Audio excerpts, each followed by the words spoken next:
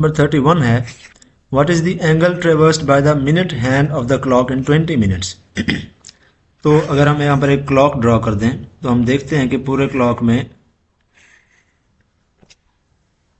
इस तरह से सेक्शंस बने हुए होते हैं in which each section is of 5 minutes, right, like this 5, 10, 15, 20, 25, 30।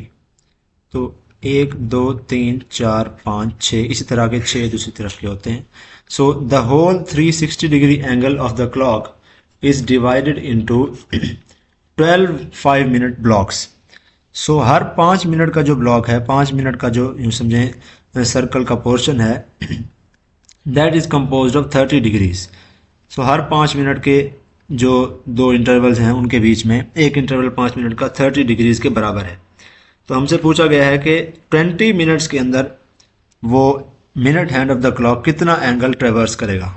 सो अगर वो स्टार्ट करे इस 12 वाले पॉइंट से, सपोज इसको हम इनिशियल पॉइंट लेते हैं, आई मैं इसको सपोज कर रहा हूँ, और यहाँ से वो ट्रेवर्स करता हुआ 20 मिनट्स तक आए, तो उसने 5 मिनट के कितने ब्लॉक कवर कर लिए, 1, 2, 3 and 4।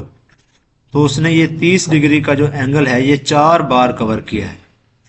So we will multiply this 30 by 4 which comes out to be 120 degree. इसका मतलब है कि ये जो minute hand of the clock है, अगर ये 12 से स्टार्ट करे और 20 मिनट तक यहाँ पर पहुंच जाए, जहाँ पे 4 लिखा हुआ होता है, यहाँ तक पहुंच जाए, तो यहाँ से यहाँ तक का जो एंगल बनेगा वो बनेगा 120 degrees. So this D is the correct option. Next है a wheel completes 2000 revolutions to cover 9.5 kilometers distance. What is the diameter of the wheel? तो कुछ भी नहीं करना आपने, S is equal to R theta, theta is equal to R is equal to S over theta, right? S है 9500 meters divided by theta क्या है 2000 revolution हमने रेडियन में पुट करना होता है, तो उसको 2 पाई से मल्टीप्लाई करके लिखेंगे। इसका आपके पास जो भी जवाब आएगा वो रेडियस का आएगा। आपसे डायामीटर पूछा गया है तो आप उस जवाब को 2 से मल्टीप्लाई कर देंगे and then you will get the diameter which is about 1.5 metres. Next है a body is moving with increasing angular velocity, its kinetic energy is also increasing obviously. यानी कि ये जिस टाइप की मोशन है it is non uniform circular motion, NUCM मैं यहाँ पर लिख रहा हूँ। तो आप बताएं कि उसकी काइनेटिक एनर्जी चूंकि वक्त के साथ इंक्रीज हो रही है, तो keeping in view the work energy principal, work energy principal यही कहता है कि ना अगर काइनेटिक एनर्जी किसी ऑब्जेक्ट की चेंज हो रही है तो इसका मतलब है उसके ऊपर कोई ना कोई वर्क हो रहा है, और जितना वर्क हो रहा है उसके उतना ही चेंज इन काइनेटिक एनर्जी होगा। So W is equal to change in kinetic energy के मुताबिक आप बताएं कि what will be the work done by centripetal force in this case. तो अगेन बार बार हम डिस्कस कर चुके हैं कि स्टेटमेंट आपको बार बार कन्विंस करेगी इस बात के ऊपर कि आप किसी ना किसी तरह work done by centripetal force की कोई ना कोई नॉन जीरो वैल्यू सेलेक्ट करें। अब ये स्टेटमेंट बहुत कंफ्यूजिंग लगती है कि ऑब्वियसली एक ऑब्जेक्ट सर्कुलर मोशन में इस तरह से मूव कर रहा है कि उसकी वेलोसिटी बढ़ती जा रही है, वक्त के साथ साथ काइनेटिक एनर्जी भी बढ़ती जा रही है, तो कहीं ना कहीं से वर्क तो उसके ऊपर हो रहा है ना ऑब्वियसली।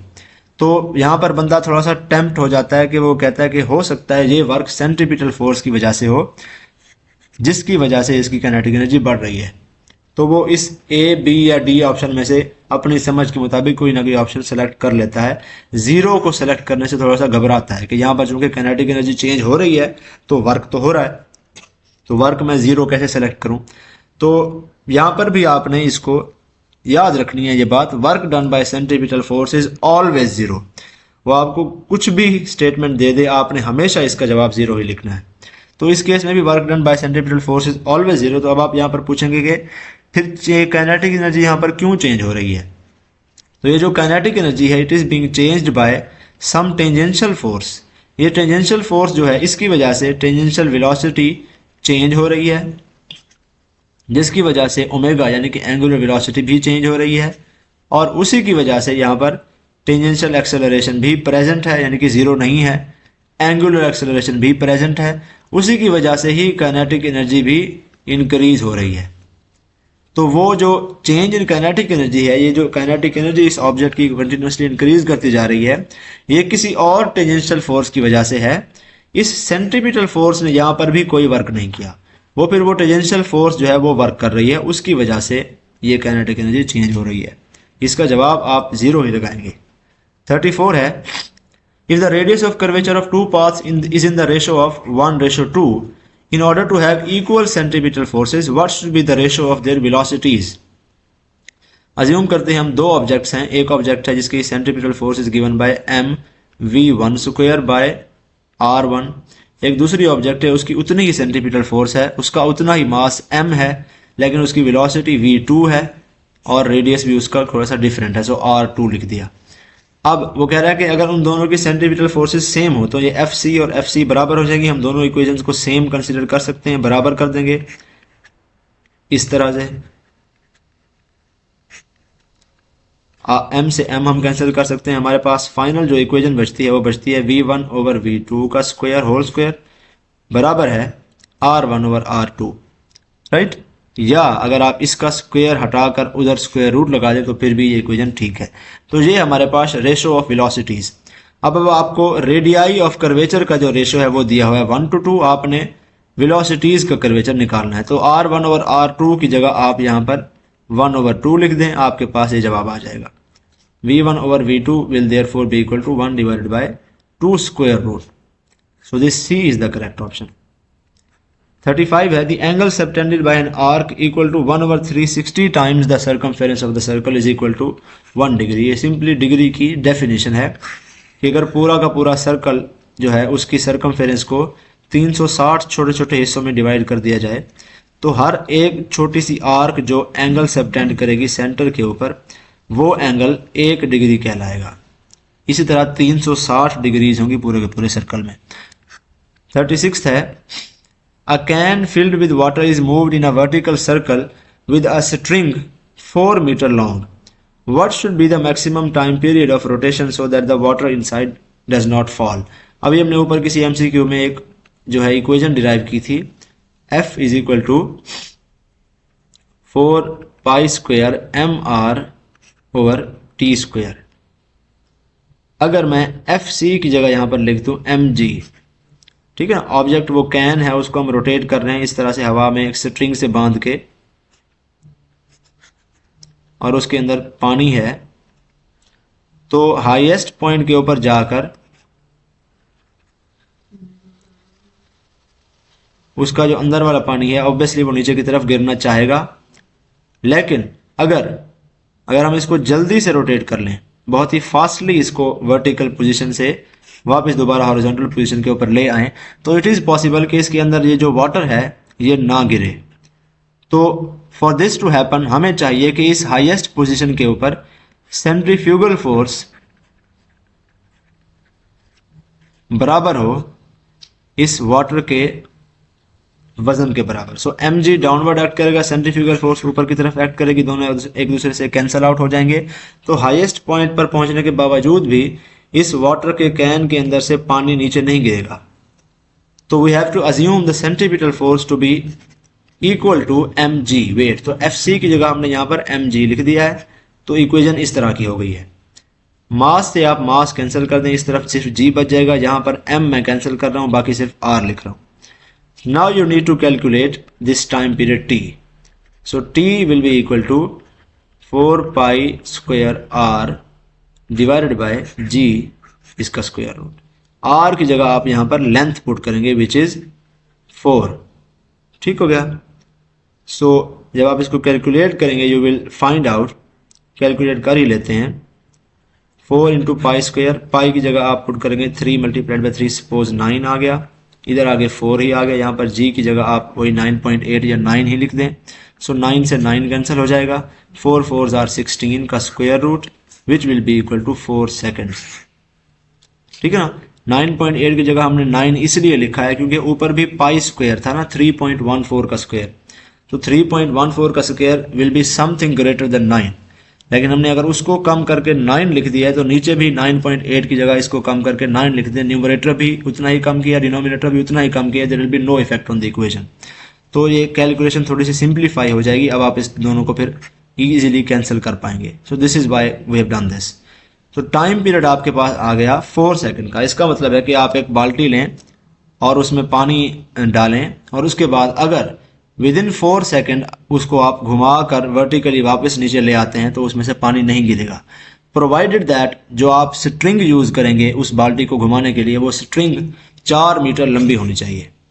अगर वो स्ट्रिंग इससे थोड़ी सी छोटी हुई तो फिर आपको टाइम पीरियड भी कम करना पड़ेगा। जितनी छोटी स्ट्रिंग से पकड़ के घुमाएंगे उतना ही आपको जल्दी उस बाल्टी को या उस कैन ऑफ वाटर को घुमाना पड़ेगा in order for the water to not fall at the highest point।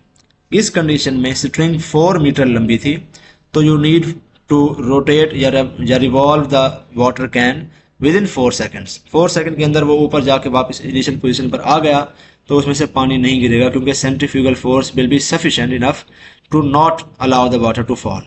In this case the answer is 4 seconds.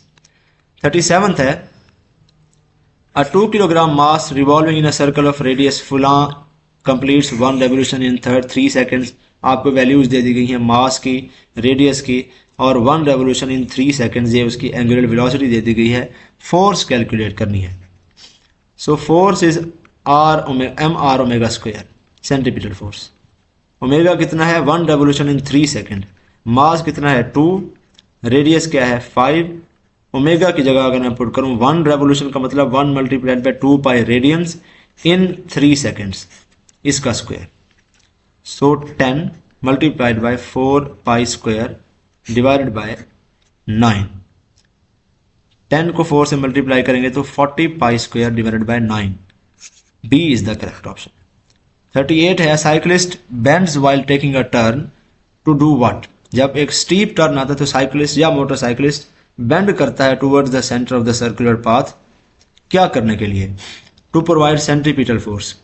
Skidding का खतरा होता है एक स्टीप सर्कुलर पाथ में, तो जैसे ही साइकिलिस्ट बेंड करेगा टूवर्ड्स द सेंटर तो उसका जो वेट है वो towards the axis of rotation हो जाएगा, जिसकी वजह से component of weight centripetal force को असिस्ट करेगा, जिसकी वजह से उसके स्किडिंग का चांस थोड़ा सा कम हो जाएगा। तो फिर वो सर्कुलर पाथ के अंदर ही रहेगा, अदरवाइज वो इस डायरेक्शन में चला जाएगा और it will move out of the circle। 39 है if angular velocity of a body increases from 0 to 60 revolution per minute in 1 second, angular acceleration find करें। 60 revolution per minute का मतलब है 60 multiplied by 2 pi divided by 60, यानी कि 2 pi radians per second। तो 0 से 2 pi radian per second हो गई है, तो alpha is given by change in velocity divided by change in time। तो चेंज इन वेलोसिटी 2 पाई ही है, ऑब्वियसली चेंज इन टाइम कितना है 1 सेकंड था, तो अल्फा जो है angular acceleration that will be 2 pi radians per square second. B is the correct option. 40 है maximum tension in the string of length this mass this and 2 revolution per second. Length दे दी गई है यानी कि ये आपको किस्म का रेडियस ऑफ द पाथ दे दिया गया है, ये आपको मास दे दिया गया है, ये आपको एंगुलर वेलोसिटी दे दी गई है। तो टेंशन इन द स्ट्रिंग यानी कि आपको सेंट्रीपिटल फोर्स कैलकुलेट करनी है। Centripetal force is equal to M R omega square. M is 100 gram यानी कि 0.1 किलोग्राम मल्टीप्लाइड बाय रेडियस है 1 मीटर। ओमेगा क्या है 2 रेवोल्यूशंस पर सेकंड, तो मैंने 2 पाई से मल्टीप्लाई कर दिया, अब ये रेडियंस पर सेकंड हो गया। तो ये क्या हो जाएगा 1 मल्टीप्लाइड बाय 0.1 होता है, ये 1/10 मैं इसको लिख दूं। 2 मल्टीप्लाइड बाय 2 क्या होगा 4 पाई, राइट। इसका आपने स्क्वायर भी लेना है तो 4 पाई स्क्वायर भी है। आगे इसको मजीद सॉल्व करें किस तरह से हो जाएगा 1/10 मल्टीप्लाइड बाय 16 पाई स्क्वायर, तो 1.6 पाई स्क्वायर आ जाएगा। 1.6 पाई स्क्वायर न्यूटन इतनी टेंशन होगी। 41 है if a fan is switched on then its angular acceleration and angular velocity are what. जब फैन को स्विच ऑन किया जाता है तो उसकी एंगुलर वेलोसिटी इंक्रीज हो रही होती है, यानी कि वो एक्सेलरेट हो रहा होता है। और हमने अभी ऊपर पढ़ा है कि when any angularly moving object is accelerating, उसकी एंगुलर वेलोसिटी इंक्रीज हो रही है, तो इसका मतलब है कि उसकी एंगुलर एक्सेलरेशन और एंगुलर वेलोसिटी पैरेलल है। अगर वो बॉडी डिसेलरेट हो रही है, उसकी angular velocity with time decrease हो रही है, तो angular velocity and angular acceleration are anti parallel to each other in that condition. इस केस में चूंकि फैन को अभी स्विच ऑन किया है, उसकी एंगुलर वेलोसिटी इंक्रीज हो रही है, तो both these quantities omega and alpha are parallel to each other. 42 है linear velocity and centripetal force are in what direction to each other. Linear velocity हमेशा टेंजेंट के अलोंग होती है एंड सेंट्रीपिटल फोर्स हमेशा सेंटर की तरफ होती है। Both are always perpendicular to each other. 43 है the linear velocity of a person standing at the equator of earth would be what. ये है जमीन और उसके इक्वेटर के ऊपर एक इंसान खड़ा हुआ है, राइट, यहां पर and equator the line that divides the earth into northern and southern hemisphere. यहां पर एक ऑब्जेक्ट या पर्सन स्टैंडिंग खड़ा हुआ है, तो उसकी जो वेलोसिटी होगी वो ऑब्वियसली अलोंग द टेंजेंट होगी ना, और from the centre of earth, यहाँ पर अगर सेंटर ऑफ अर्थ है और इस एक्सिस के अलोंग ज़मीन जो है वो रोटेट कर रही है, और ये सपोज नॉर्थ पोल है, ये साउथ पोल है, यहाँ पर ये पर्सन खड़ा हुआ है, पर्सन ए, तो इसका सेंटर ऑफ अर्थ से फासला बराबर होगा 6400 किलोमीटर्स के, जो कि रेडियस ऑफ अर्थ है, या 6.4 10⁻⁶ मीटर्स के, राइट। अब आपको ओमेगा पता होना चाहिए। जमीन पूरा 2 पाई जितना पूरा रेवोल्यूशन कंप्लीट करती है इन 24 आवर्स, या इन 24 मल्टीप्लाइड बाय 60 कर देंगे तो ये मिनट्स में आ जाएगी, फिर 60 से मल्टीप्लाई कर देंगे तो ये अब रेडियन पर सेकंड में आ गई है। सो this is the angular velocity of earth in radian per second. अब आपने क्या करना है, आपने लीनियर वेलोसिटी कैलकुलेट करनी है, तो v is equal to R omega का फार्मूला यूज करके आप एंगुलर वेलोसिटी, लीनियर वेलोसिटी इस पर्सन की कैलकुलेट कर सकते हैं and that will be A option. अगर हम ये अज्यूम कर लें कि ये पर्सन इक्वेटर की बजाय इस नॉर्थ पोल के ऊपर खड़ा हुआ है, सपोज ये पर्सन, अब मैं इसको ए प्राइम कर रहा हूं, तो तब इसकी लीनियर वेलोसिटी क्या होगी? उस केस में इसकी लीनियर वेलोसिटी 0 होगी। क्यों? क्योंकि v is equal to R omega, जब वो बिल्कुल नॉर्थर्न पोल के ऊपर होगा तो वो बिल्कुल एक्सिस के ऊपर ही खड़ा हुआ है, तो r जो है उसका, which is the distance from the axis of rotation, in fact वो उसका 0 है, वो बिल्कुल नॉर्दर्न पोल के ऊपर ही खड़ा है, वो उधर ही घूम रहा है अपने इर्द गिर्द। जमीन की एक्सिस के अराउंड उसकी जो वेलोसिटी है वो कुछ भी नहीं है। जमीन की एक्सिस के अराउंड वो घूम रहा है, लेकिन लीनियर वेलोसिटी उसकी कुछ नहीं है। ठीक हो गया ना। आर उसका 0 है, तो ओमेगा, ऑल्दो उसका ओमेगा अभी भी वही होगा जो जमीन का ओमेगा है, लेकिन v उसका 0 होगा। Now he is not actually moving relative to the center of earth because वो नॉर्दर्न पोल के ऊपर ही खड़ा हुआ है। 44 है a rotating wheel of radius 0.5 meter, angular velocity 5 radian per second at some instant and after 5 seconds उसकी angular velocity 10 हो जाती है।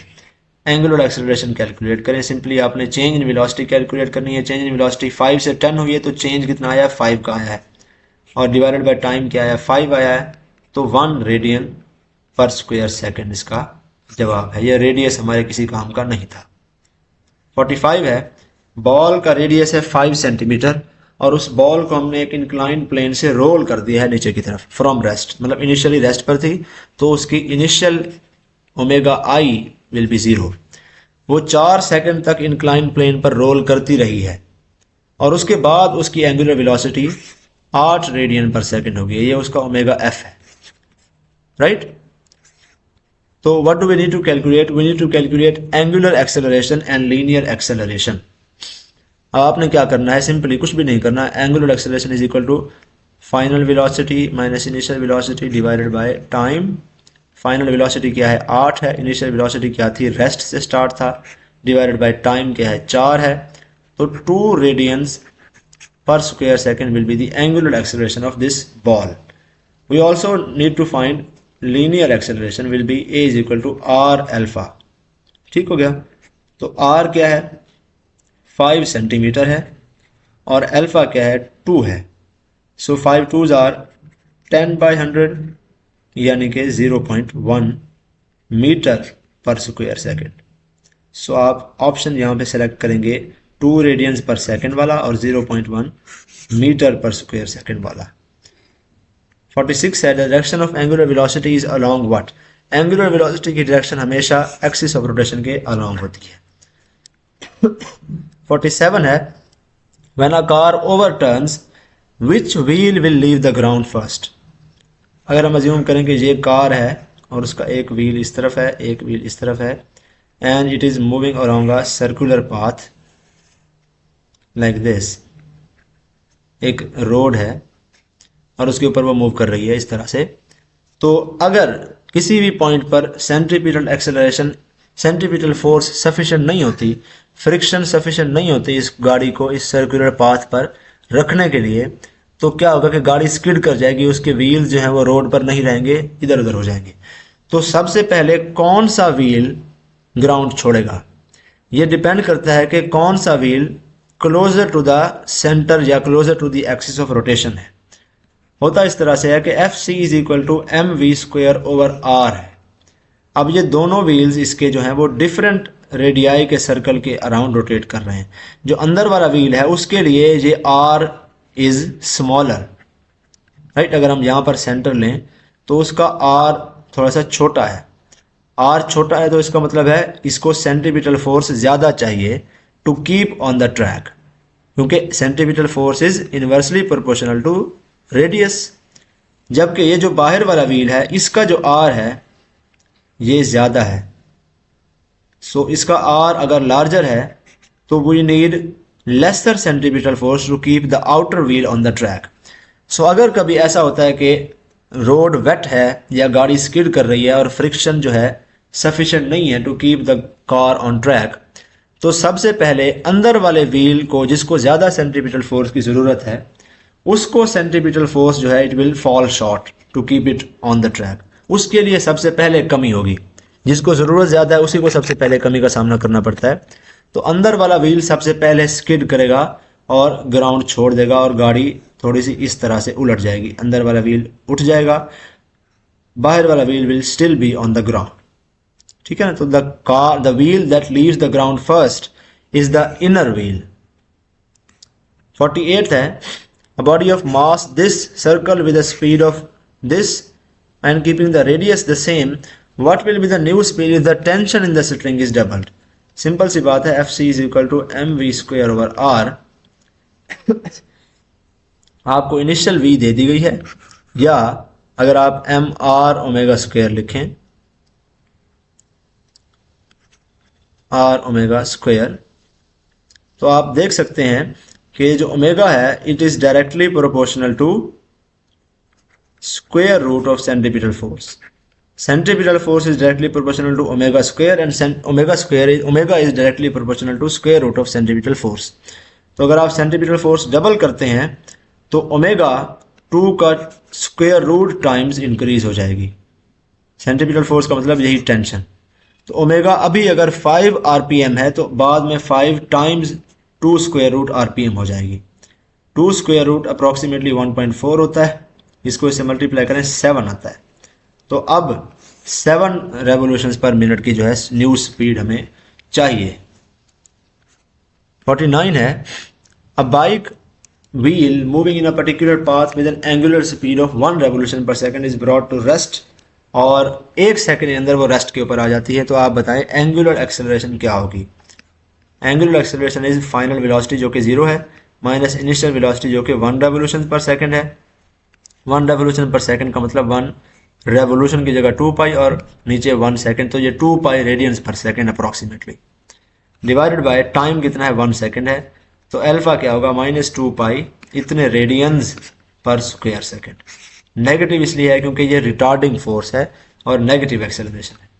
50 है, the shaft of a motor rotates at a constant angular speed of 360 revolutions पर minute. आप बताएं angle कितना है इन रेडियंस पर सेकंड कितना है। तो कुछ नहीं करना, 360 को रेवोल्यूशन पर सेकंड पर मिनट से कन्वर्ट करना है रेडियंस पर सेकंड में। 6 से 6 कैंसिल हो जाएगा, 6 आर 36 और ये आ जाएगा 12 पाई रेडियंस पर सेकंड।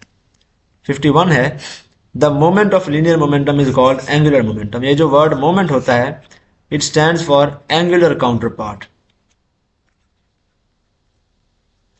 फोर्स है लीनियर मोशन में, एंगुलर मोशन में हम उसका काउंटर पार्ट यूज करते हैं जिसको हम कहते हैं मोमेंट ऑफ फोर्स, या जिसको बाद में फिर कहा जाता है टॉर्क।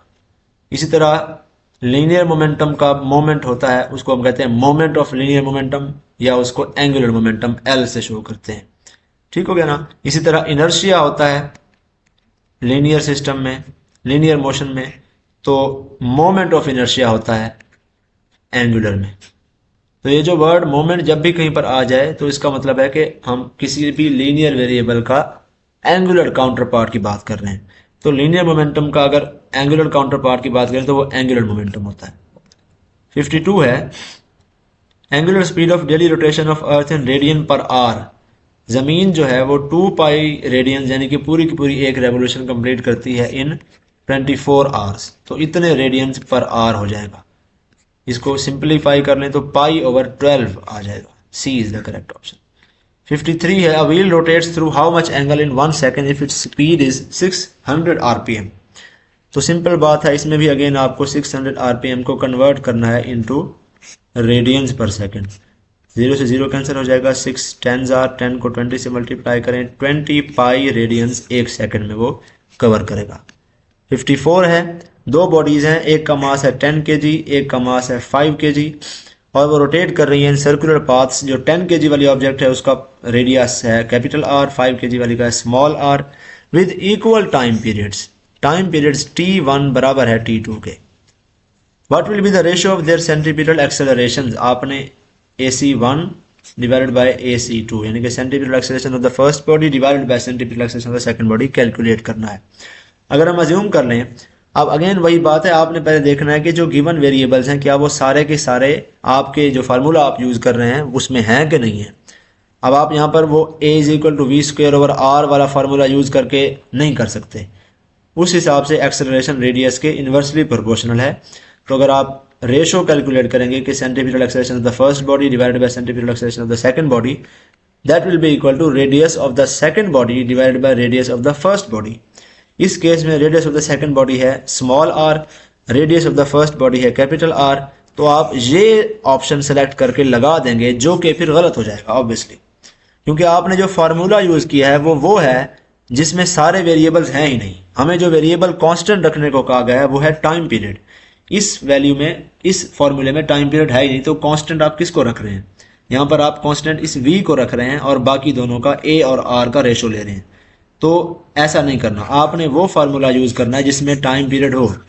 और अगर आपको याद हो तो हम इसी किस्म का कुछ पहले कुछ MCQ में भी कर चुके हैं, वहां पे भी मैंने आपको बताया कि हमेशा ऐसा फार्मूला यूज करना है जिसमें सारे के सारे गिवन वेरिएबल्स और कांस्टेंट्स जो स्टेटमेंट में दिए गए हैं वो हों। तो सेंट्रीपिटल फोर्स का टाइम पीरियड वाला फार्मूला ये होता है 4 pi square mr divided by t square, right. अगर सेंट्रीपिटल एक्सेलरेशन का फार्मूला मैं लगाऊंगा तो यहाँ पर AC लिख दूंगा और ये m हटा दूंगा। ये होता है सेंट्रीपिटल एक्सेलरेशन का फार्मूला, राइट। अब आप देखें centripetal acceleration is now directly proportional to radius. तो अब अगर आप रेशो लेते हैं centripetal acceleration of the first body, centripetal acceleration of the second body, तो आप लेंगे radius of the first body, radius of the second body. अब आप ऊपर स्मॉल r की बजाय कैपिटल R लिखेंगे, नीचे स्मॉल r लिखेंगे and then A option select कर लेंगे। 55 है अगेन उसी किस्म का क्वेश्चन है कि एक बकेट है, उसमें पानी डाला है और उसको बच्चे ने घुमाया है एक वर्टिकल सर्कल में 1.6 मीटर लंबी स्ट्रिंग से बांध के।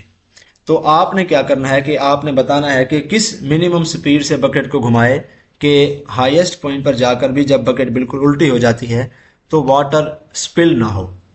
ठीक है ना। तो कुछ भी नहीं करना, आपने सिंपली वही का वही आपने इक्वेशन लगा देनी हाईएस्ट पॉइंट के ऊपर। FC क्या होता है is equal to mv square over r। A की जगह आप, इसकी जगह आप लिख लें mg, m से m हो जाएगा कैंसिल, g बराबर होगा v square over r। r आपको गिवन है, g आपने 9.8 लेना है and you need to calculate v।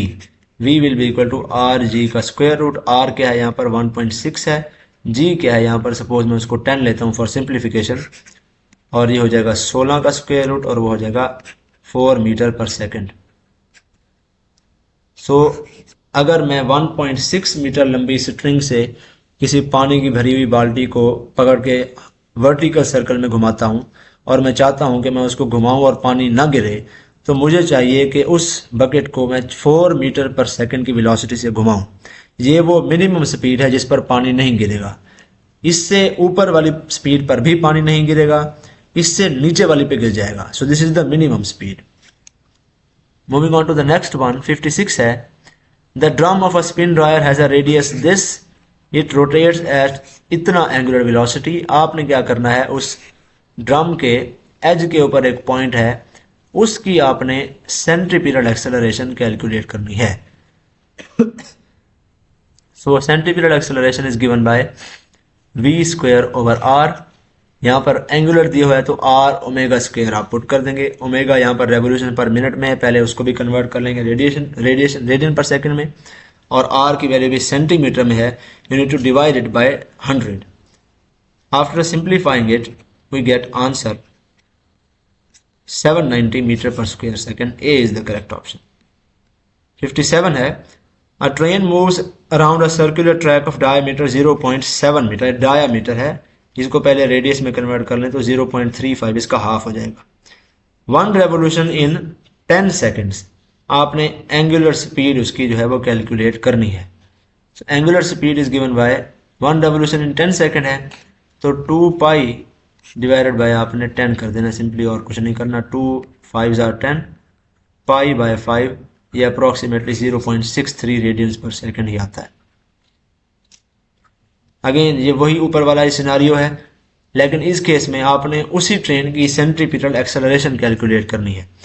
अब यहाँ पर ये रेडियस काम आएगा, डायमीटर को पहले रेडियस में कन्वर्ट करेंगे 0.35, तो acceleration is equal to r omega square. Omega आपने ऊपर कैलकुलेट किया विच इज 0.63, उसका स्क्वायर, r आप ये वाला पुट करेंगे 0.35, और ये आपको दे देगा सेंट्रीपिटल एक्सेलरेशन अप्रोक्सीमेटली 0.14 आएगी।